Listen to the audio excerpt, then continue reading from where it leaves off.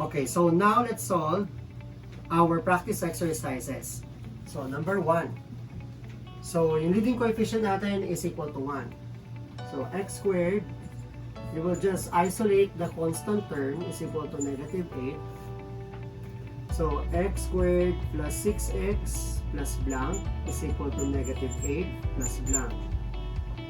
Multiply, anong lalagay natin doon sa blank para maging complete yung square niya, maging perfect square trinomial siya.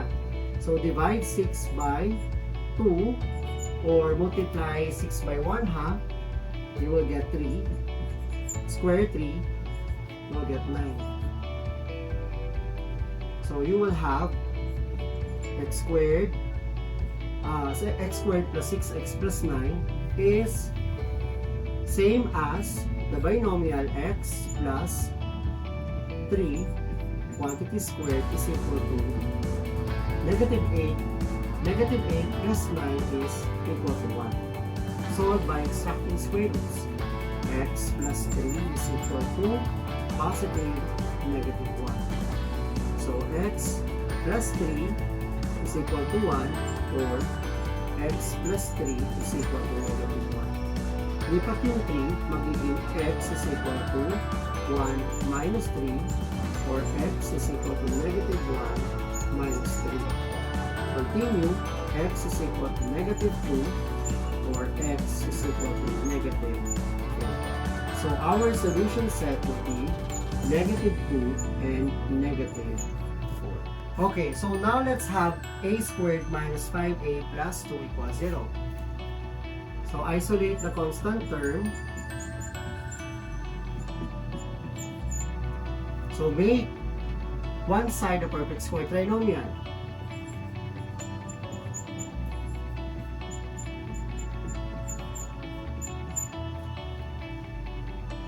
Okay, so now divide negative 5 or multiply negative 5 by 1 half, you will get negative 5 over 2. Square this, you will get 25 over 4. 25 over 4. So now, this is a perfect square trinomial. So ngayon, ang equivalent binomial niyan is a minus 5 over 2. Quantity squared is equal to negative 2 plus 25 over 4. So kailangan magkaroon ng denominator yung negative 2 na 4. So magiging 4, multiply it 4 over 4. So magiging a minus 5 over 2 is equal to negative 8 over 4 plus 25 over 4. Continue, a minus 5 over 2. This will become positive 17 over 4.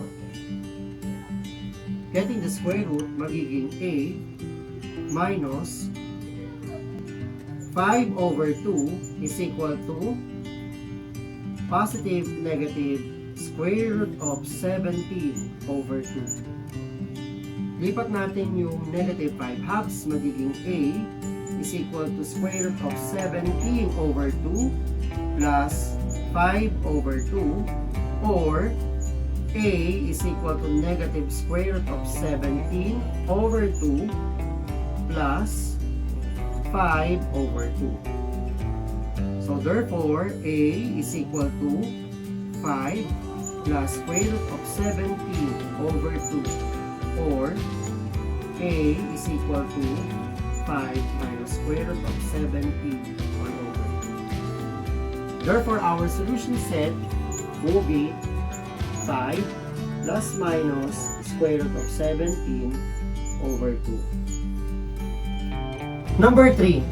Sa number 3, makakita natin na hindi siya naka-ayos sa standard form. So, we will just arrange it y squared minus 4y plus 6 is equal to 0. Nilipat ko yung 4y sa kabilang side ng equation. Okay? So, ngayon, pwede natin siyang isolve by completing the square.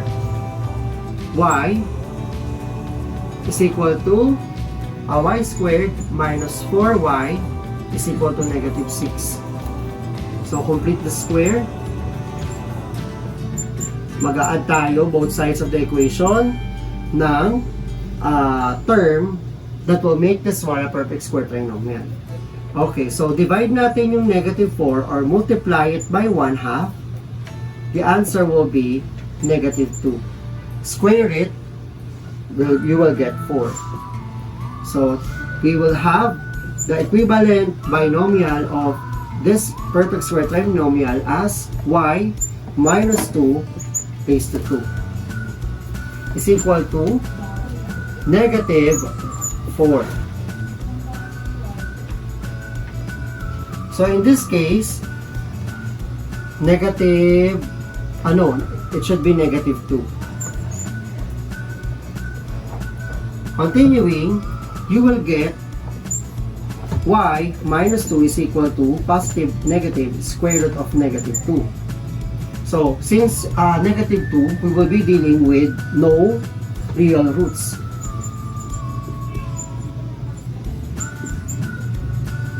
Okay. So, pwede pa natin siyang isolve, gagamit na tayo ng I. So, y minus 2 is equal to positive negative square root of negative 1 times negative 2. So, mangyayari, y minus 2 is equal to negative 2i. Positive, negative I square root of 2. So, lilipat natin yung 2 sa kabila. So, y minus 2 is equal to I square root of 2 or y minus 2 is equal to I square root of 2. Y is equal to 2i. 2 plus I square root of 2 or y is equal to 2 minus I square root of 2. Therefore, ang ating solution set will be 2 plus minus I square root of 2. Okay, if the answer is the square root of a negative number, pwede natin isagot is no real roots. Pero pwede natin continue ang solution to arrive with an imaginary root which is 2 plus minus I square root of 2. Okay, so again, hindi siya naka-arrange sa standard form. So, we will just arrange it first. P squared minus 6p plus 4 is equal to 0. And now we will solve for the equation. So, p, by completing the square, isolate the constant term. So, complete the square. Plus blank is equal to negative 4. So, divide negative 6 or multiply it by 1/2, you will get negative 3. So, negative 3, negative 3. Square it, you will get 9 pala.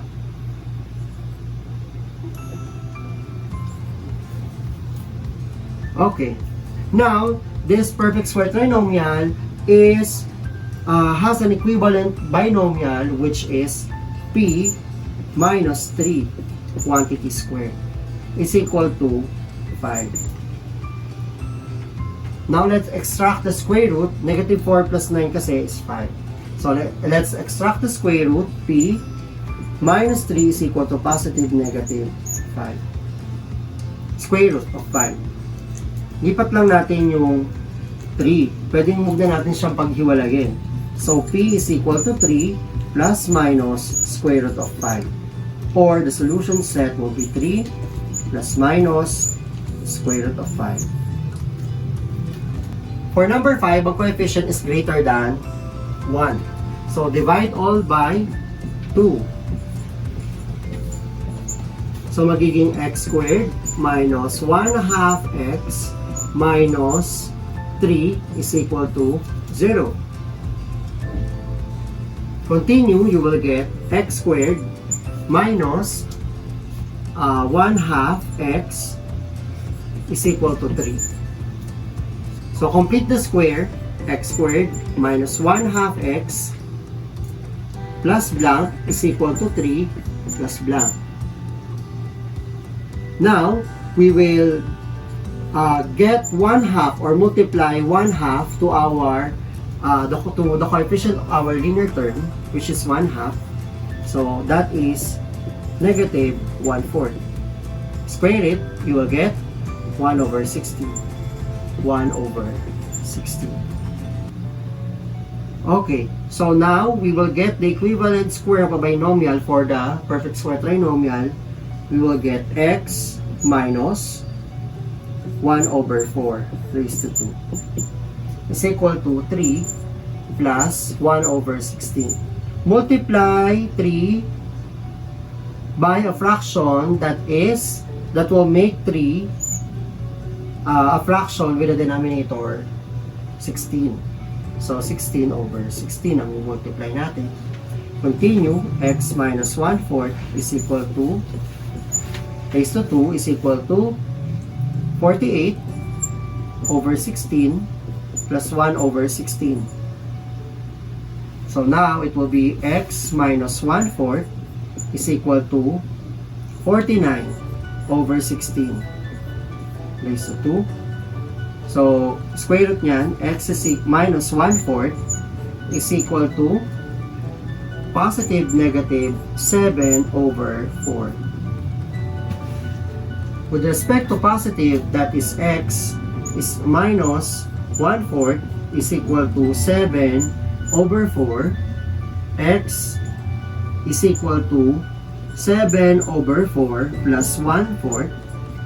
X is equal to 7 plus 1, 8/4. X is equal to 2. Ito naman sa negative, x minus 1/4 is equal to negative 7/4. X is equal to negative 7/4 plus 1/4.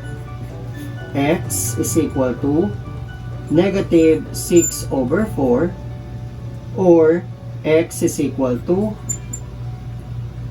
negative 3/2. Therefore, our solution set will be 2 and negative 3/2. Like, share, and comment your suggestions on the comment box below, and don't forget to subscribe. To get notified with our latest videos, just click the notification bell.